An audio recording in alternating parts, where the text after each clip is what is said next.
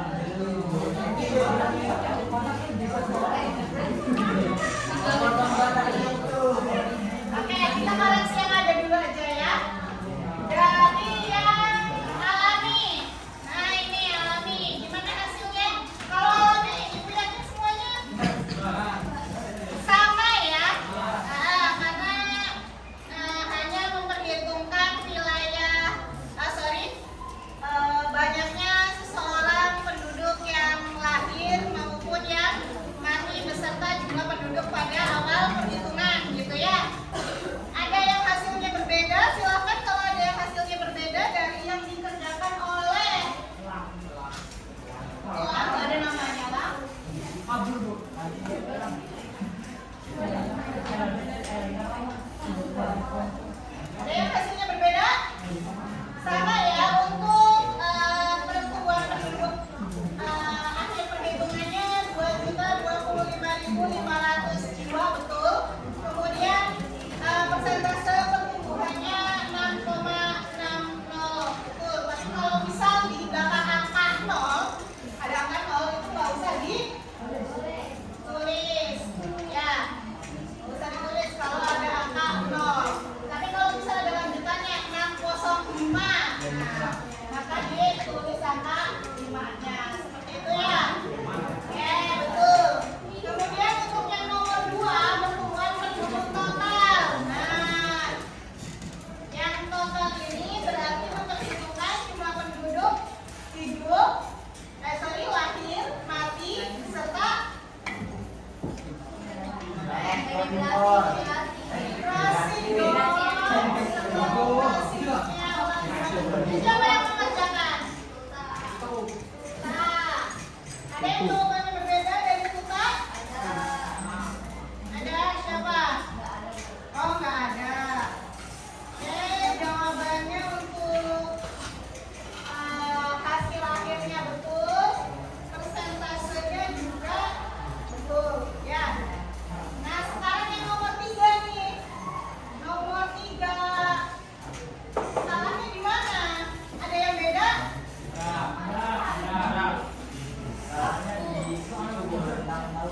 Salahnya di rentang tahunnya. Berarti kalian tidak menghitung rentang tahunnya.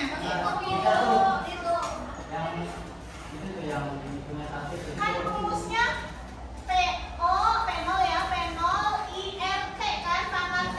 Kalian T-nya apa? Angkanya? Nggak bias ada bawahnya, jadi ini dari 2024 sampai 2025 Oke, jadi pangkatnya kalian cuma 1. Ya. Padahal soalnya itu ada lanjutannya. Berapa jumlah penduduk pada tahun 2030? Berarti ini semua satu kuasa semua. Aku jawabannya tuh tadinya yang itu. Nah. Dia beda sendiri jadi aku tadi itu. Oh gitu. Mau diperbaiki di depan? Monggo. Tapi baru Untuk yang eksponensial dengan yang matematiknya gimana? Sama aja. Mau diperbaiki juga atau bagaimana? Mau, dipersilakan. Tadi kuasa ngambil, pinjam dulu ya.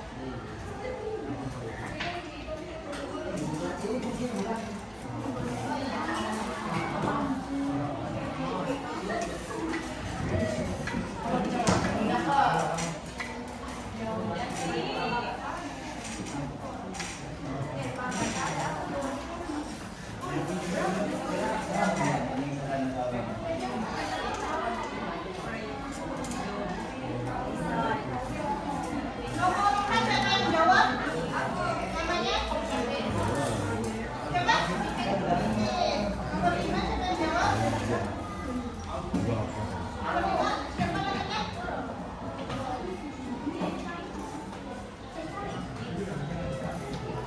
Ini udah fix jawabannya atau nanti mau diperbaiki. mau diperbaiki?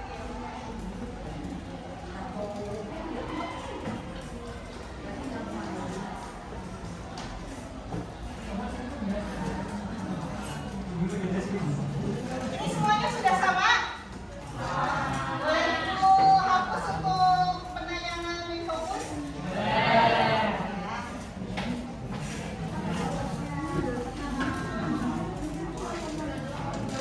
Apakah jawabannya Mila betul? Kenapa ini kepakai nggak namanya? Saya punya enggak. Ya, apakah jawabannya Mila betul? Salah. Siapa yang mengatakan salah? Ya, silakan Mas Dewi. Luar biasa, Rek. Tenang,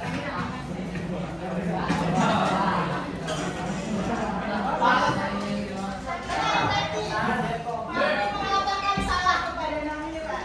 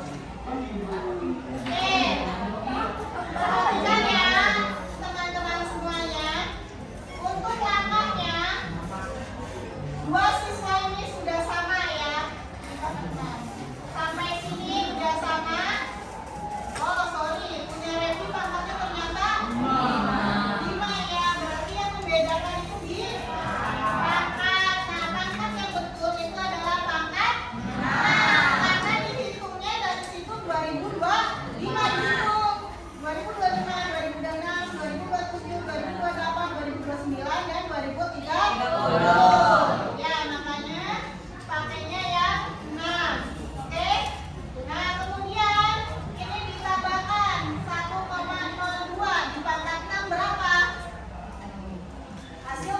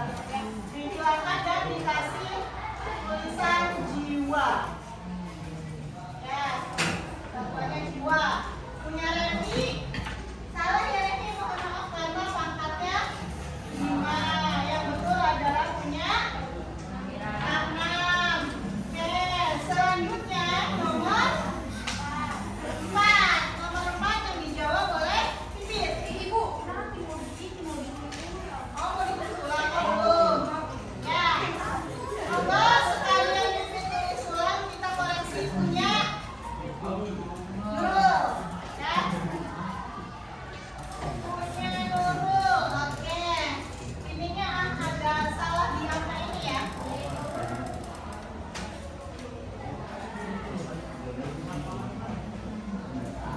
Oke. Hasilnya apakah betul? Ada yang sudah menghitungnya?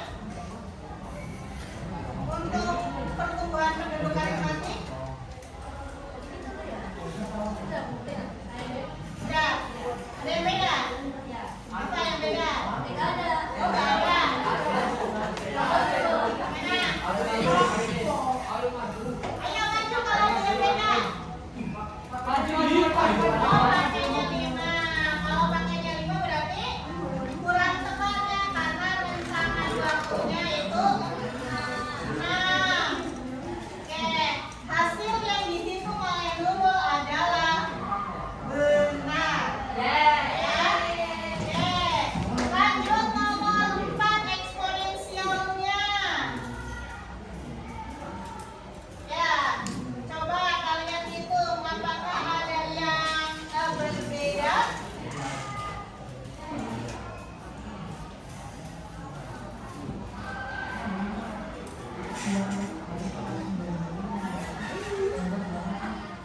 Ya, gimana jawabannya?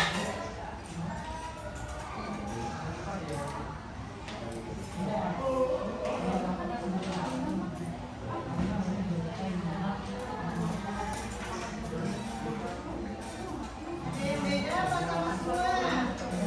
Tidak, itu yang beda.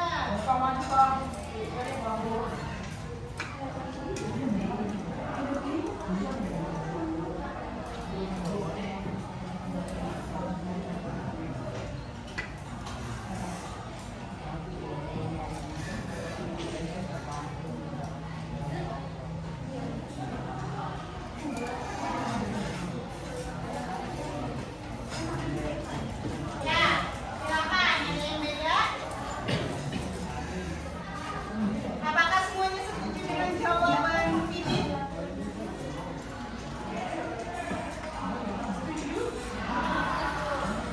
Setuju. Oke. Oh enggak, kata Namira. Silakan.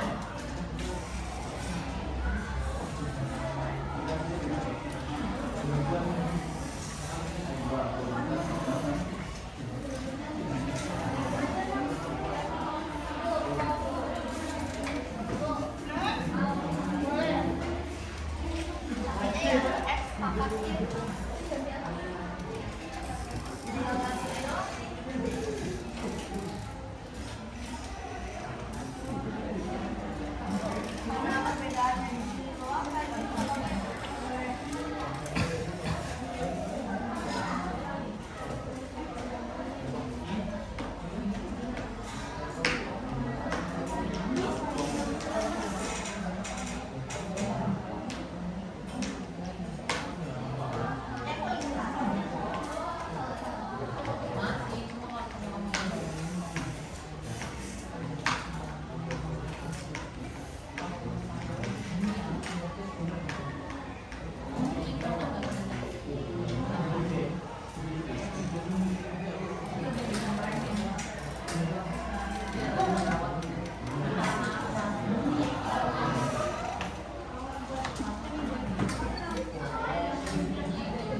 Nana menjawab perbedaannya itu di perkaliannya ya, hasil dari dua angka eksponensial 2,7188282 dipangkat 0,12 ya. Bedanya hasilnya di situ. Oke. Bagaimana yang lainnya?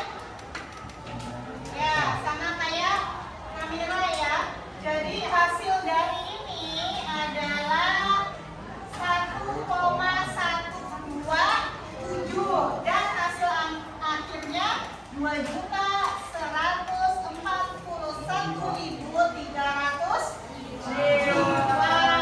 Oke, monggo yang masih salah diperbaiki ya di buku catatannya. Ya, jadi guys, untuk yang pertumbuhan pertumbuhan penduduk alami dan pertumbuhan penduduk total itu untuk menghitung jumlah penduduk di akhir tahun perhitungan, di akhir tahun pada saat kejadian. Jadi kejadiannya itu 2024, ya maka untuk menghitung jumlah penduduk di akhir 2024. Tapi untuk pertumbuhan penduduk eksponensial, aritmatik, dan geometrik itu untuk menghitung proyeksi penduduk. Udah pernah dengar proyeksi penduduk itu apa? Proyeksi penduduk adalah perkiraan jumlah penduduk di tahun-tahun yang akan datang, dilihat dari jumlah penduduk tahun sekarang. Kalau misal tahun sekarangnya itu 1.900.000 gitu ya. Kira-kira nih di wilayah tersebut tahun 2030 itu berapa? Nah, kita bisa menggunakan rumus pertumbuhan penduduk aritmatik eksponensial dengan geometri seperti itu. Makanya angka yang dihasilkan itu tidak beda jauh ya. Angkanya masih angka tersebut 2 jutaan gitu ya, tidak berbeda jauh. Itu untuk menghitung jumlah penduduk di tahun-tahun yang akan datang seperti itu. Sampai di situ ada yang ditanyakan? Tidak ada. Kita lanjut ke lingkungan. Ada yang bisa connect nggak? Kok HP itu nggak mau connect ya?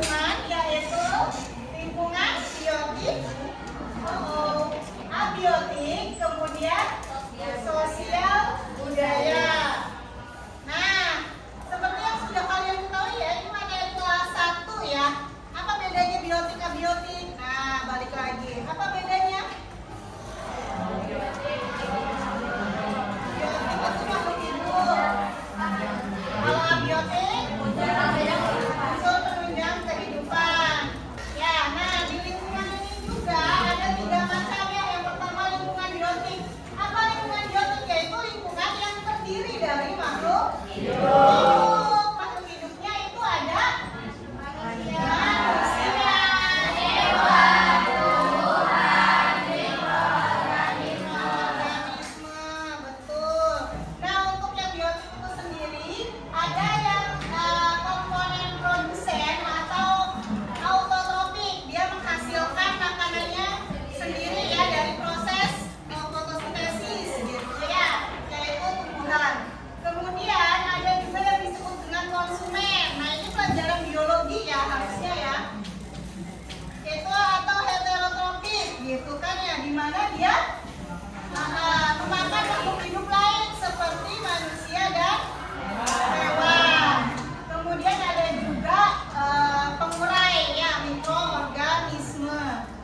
Kemudian ada lingkungan abiotik. Nah, kalau lingkungan abiotik itu unsur-unsur penunjang kehidupan. Ada litosfer, ada atmosfer, ada hidrosfer ya. Nah, ada air, udara, tanah, matahari, suhu, bebatuan dan lain sebagainya. Kemudian untuk lingkungan sosial budaya itu yang berhubungan dengan manusia dengan interaksi ya, manusia dengan interaksinya dan interaksi dengan lingkungannya seperti itu. Contohnya bisa dalam bentuk keagamaan, bisa dalam bentuk kebudayaan atau aktivitas manusia lain beserta lingkungannya seperti itu ya. Oke, nah ada 9 etika lingkungan ya. Nah, ini 9 etika lingkungan dan ke-9-9-nya itu intinya adalah kita semua harus bisa menjaga kelestarian lingkungan alam tersebut agar alam dapat tetap lestari dan dapat dimanfaatkan sampai dengan anak cucu kita nantinya seperti itu ya. Oke, selanjutnya ada beberapa masalah lingkungan. Nah, ini nih yang tugas kalian ya. Nanti akan ibu tugaskan ke kalian. Kalian harus membuat, menganalisis ya tentang masalah-masalah lingkungan yang ada di sini. Ada global warming, penipisan lapisan ozon, pencemaran udara, pencemaran air, pantai dan tanah. Ya, untuk pembagian kelompoknya per absen atau bagaimana? Absen. Satu untuk kelompok berapa orang? 6 ya. Berarti kelompok 1 itu kelompoknya Tasya. Anastasia, kelompok 1 tentang global warming ya. Kelompok 2 itu kelompoknya Marie. Ya. Tentang penipisan lapisan ozon. Kelompok 3 kelompoknya Zaida, betul. Yaitu tentang pencemaran udara. Kelompok 4 kelompoknya Nanam, pencemaran air. Kelompok 5 kelompoknya Rondon. Ya, pencemaran pantai dan laut. Dan yang terakhir kelompoknya Duta, pencemaran tanah. Oh, kebalik ya? Oke, kebalik berarti tanah dulu baru pencemaran pantai dan laut. Oke. Ya, silakan kalian isi LKPD-nya, nama kelompoknya, kemudian kalian kebagian kelompok apa gitu ya.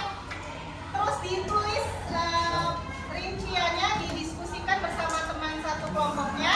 Kemudian nanti tampilkan videonya di depan ya, presentasi seperti biasa. Yang ke duduk berkelompok.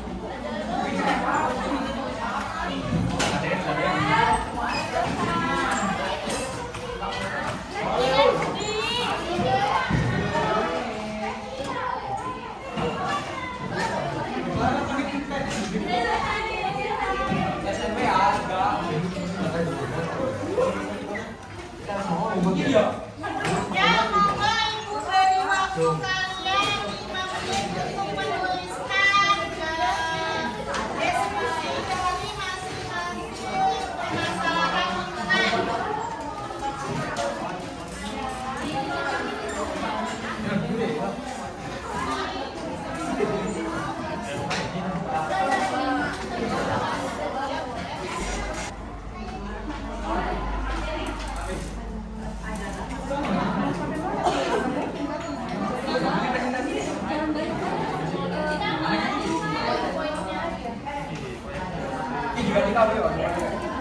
Kita lakukan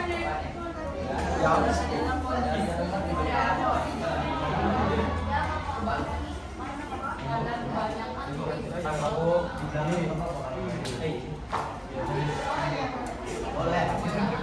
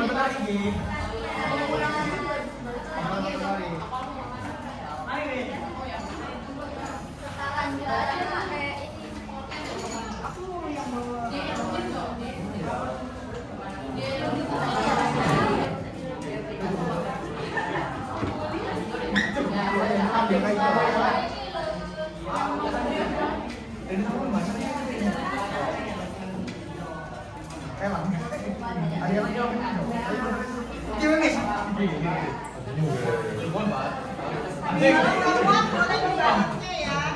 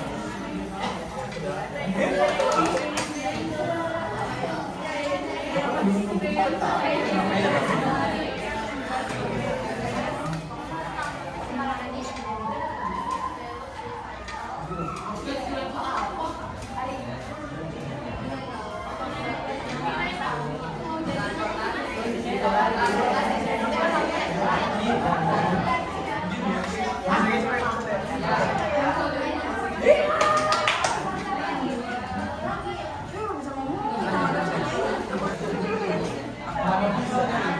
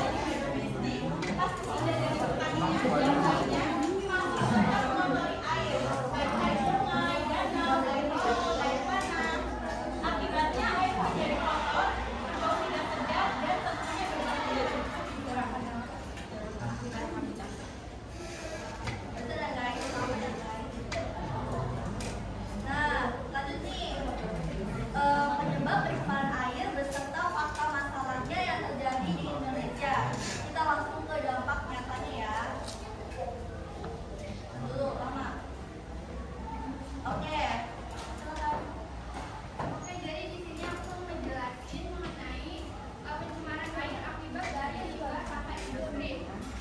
Nah, pencemaran air akibat limbah sampah industri ini merupakan masalah lingkungan yang sangat berkaitan dengan kependudukan. Banyak pabrik yang membuang sampah yang mengandung bahan berbahaya seperti logam berat dan zat beracun itu langsung ke perairan sungai. Jika hal ini dilakukan secara terus-menerus tanpa baik itu dalam jumlah yang kecil ataupun besar, itu bisa menimbulkan keracunan bagi hidup air dan juga manusia. Nah, masalah ini tuh erat hubungannya dengan masalah lingkungan, dengan masalah pertumbuhan penduduk. Karena semakin banyak pertumbuhan penduduk, maka semakin banyak pula kebutuhan akan barang dan jasa. Nah, untuk memenuhi kebutuhan barang dan jasa ini, maka produksi industri ini terus bertambah untuk memenuhi karena kebutuhan produksi tersebut bertambah, limbahnya juga ikut meningkat. Nah, jika limbah industri ini tidak dikelola dengan baik, maka akan menyebabkan pencemaran air yang cukup parah. Hal ini menunjukkan bahwa pertumbuhan penduduk yang terjadi dibarengi dengan pengelolaan lingkungan yang baik dapat menyebabkan berbagai masalah. Nah, salah satu contoh nyatanya ini adalah Sungai Citarum. Sungai ini dikenal sebagai salah satu sungai yang tercemar di dunia. Pencemaran ini terjadi karena adanya pembuangan ratusan pabrik yang membuang sampahnya langsung ke sungai tanpa diolah dengan baik. Nah, akibatnya air sungai tersebut berubah warna menjadi gelap, menimbulkan bau yang tidak sedap, dan juga mengandung kandungan bahan berbahaya seperti merkuri dan juga timbal, serta menurunkan kualitas air untuk pertanian dan juga agrikultura. Ini kondisi sungainya ya guys. Tuh. Jadi sungainya tuh penuh dengan sampah. Tapi sebenarnya sungai Citarum ini bukan karena sampah industri aja sih. Semua pokoknya dibuang ke situ. Oke, lanjut ya. Kita ke limbah rumah tangga. Oke, itu sebenarnya ini bagian akhir, tapi karena apinya nggak ada, akan dijelaskan oleh saya, limbah rumah tangga.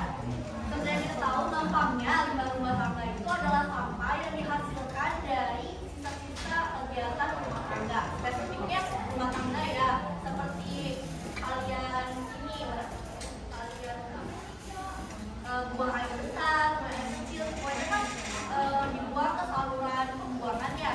Nah, ini kalau misalnya nggak dikelola dengan baik oleh pemerintahnya, maka akan mencemari perairan di sekitar.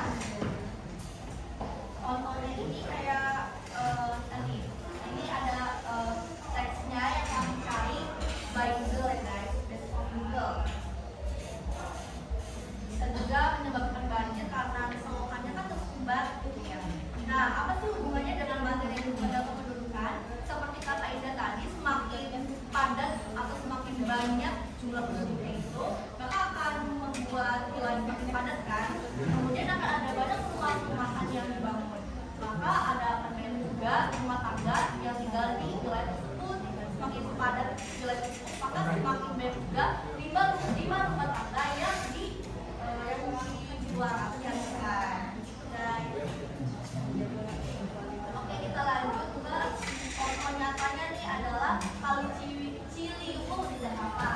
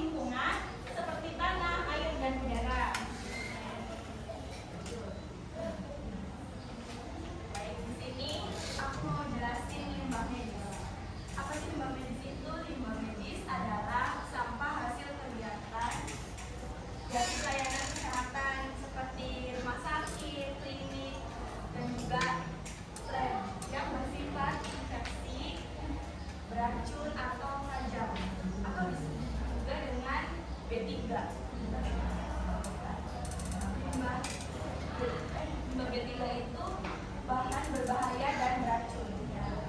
Limbah itu harus dikelola dengan cara khusus ya, dengan pemilahan, pewadahan. Dari kantongnya tuh bisa dibagi menjadi 3, ada warna kuning, warna merah, dan warna coklat. Dan juga inseminasi atau autoklaf untuk mencegah pencemaran lingkungan dan penyakit menular ke manusia atau makhluk hidup. Semakin besar jumlah penduduk, semakin tinggi pula limbah medis yang dihasilkan oleh fasilitas pelayanan kesehatan seperti rumah sakit, puskesmas, dan klinik. Hal ini juga berdampak pada peningkatan jumlah limbah medis yang dihasilkan seperti masker, APD, jarum suntik, botol infus. Seperti pada tahun 2020 waktu COVID-19, hal ini sangat mempengaruhi peningkatan limbah. Contohnya ada di tahun 2020 ya, ketika kita mengalami pandemi, itu kan limbah medis itu makin berserakan. Kayak di rumahku aja banyak jarum suntik yang ada di jalan, nggak tahu kenapa di Sukatan itu banyak banget. Nah ini ada contohnya, tapi tipu ya guys, aslinya tuh Sungai Cisadane. Ini aku malah tulisan Sungai Cisadane, nggak tahu kenapa, udah ngantuk kayaknya. Ayo lagi. Nah contohnya tuh kayak di Sungai Cisadane, Tangerang, seringkali ditemukan limbah medis seperti jarum suntik, botol infus, medis hingga alat pelindung atau bekas dengan APD yang pada berserakan di batas Cisadane. Limbah itu berasal dari pembuangan ilegal fasilitas kesehatan atau bocoran dan pembuangan sampah yang dekat dengan aliran sungai. Jadi itu harus gitu ya, karena sembarangan kan. Itu juga satu medis, itu pembuangannya itu nggak perlu dilakukan di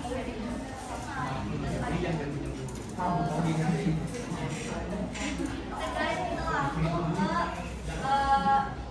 apa ya, sebagai pelajar itu gimana menanggapi pencemaran air ini. Itu, seiring berkembangnya dunia digital, penyampaian edukasi dan kampanye mengenai ajakan kualitas air semakin mudah.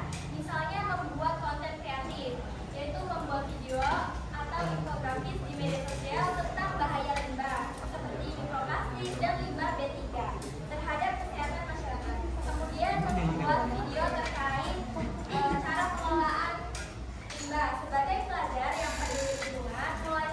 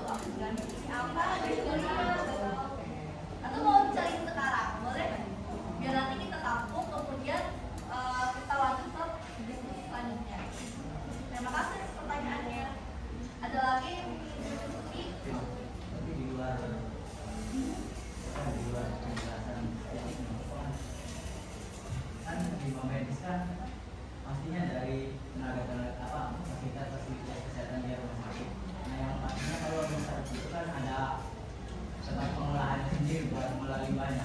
Ya. Kenapa bisa sampai ke sungai? Karena itu contohnya kan sungai Sadane ya. Itu tuh tahun 2020 ketika pandemi. Kalau yang terlalu banyak itu tuh nggak bisa menang lagi ya. Mungkin bahkan banyak tenaga medis yang bahkan ya kayak untuk melolos kurang bisa lah sampai keteteran. Ya kurang tahu mungkin bocor bahkan di katanya jalan kan ada jalan putih berceceran itu kurang ngerti kenapa banyak kayak gitu. Jadi kayak mungkin nih saking keteterannya banyak yang nyuri buang di sungai karena nggak tahu di mana ini ya kan? Iya. Apa ada jawaban lain lagi? Oke, boleh. Kasya, tadi apa pertanyaannya?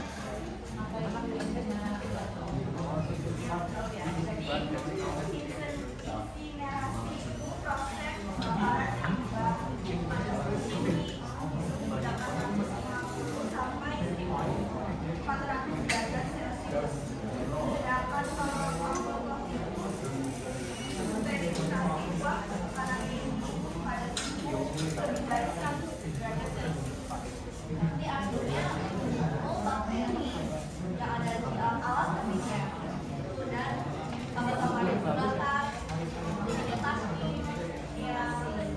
Terima kasih. Masih ada yang bertanya? Gak mau banget ya? Aku boleh. Ya kalau misalnya limbah medisnya ini beracun ya kesebar ke wilayah ini, selain populasi ikan ada dampak lain nggak gitu yang membahayakan kalau misalnya limbah medis beracun? Selain mana? Selain buat kayak beberapa hewan kayak ikan, udang yang di sungai itu ada dampak lain nggak? Oh, boleh. Oke, setelah dapat masukan dari teman-teman, satu kesimpulannya manusia juga akan ikut berdampak ya. Manusia yang memakai, manusia yang menerima dampaknya juga pasti kalau kita bisa mengelola. Kemudian bisa membuat di zat-zat ini tuh ngalir ke pertanian. Sawah. Jadi nanti malah mencemari tumbuhan yang ada di sawah tersebut selain dari sawahnya ya. Selain itu ya bahayanya penyakit terus ini kalau terkumpul ke sampah tumpah apa kayak di Batam Lubang itu kalau bahayanya karena pertumbuhan bakterinya apa ya kalau misalnya ke tanah meledak ya kayaknya sih itu sih nggak jauh-jauh dari fauna fauna ya karena maksudnya yang dampak yang kelihatan banget itu makhluk hidup Pak. Ada lagi nggak? Kayaknya nggak ada ya. Aku mau tutup deh. Oh mau? Udah. Terima kasih teman-teman. Oke. Kami berlima mengucapkan terima kasih atas perhatiannya dan sudah berdiskusi. Aku duluan ya.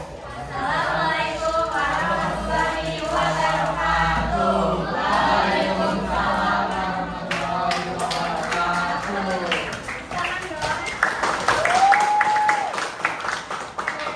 Soalnya super duper komplit ya penjelasannya. Cuma sayangnya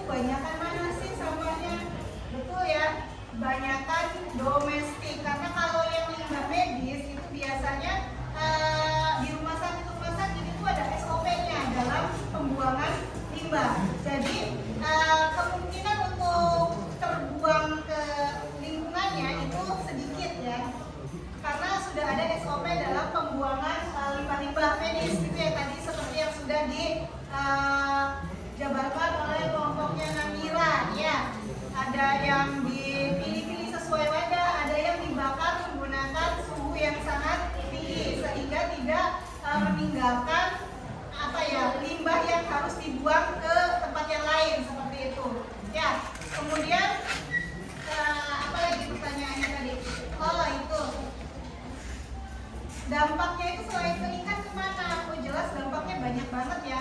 Jadi pada tahun 2020 COVID, kenapa kok banyak limbah-limbah rumah sakit, limbah-limbah medis berceceran? Itu karena yang pertama kita kan banyak yang terserang COVID ya, banyak yang terserang COVID, sedangkan fasilitas kesehatannya tidak memadai gitu ya, tidak memadai. Banyak juga perawat, dokter, bidan yang tumbang gitu ya. Akhirnya banyak di antara pasien-pasien ada yang memang tidak mau dirawat di rumah sakit atau bahkan tidak nampung di rumah sakitnya karena saking banyaknya, akhirnya dirawat di rumah.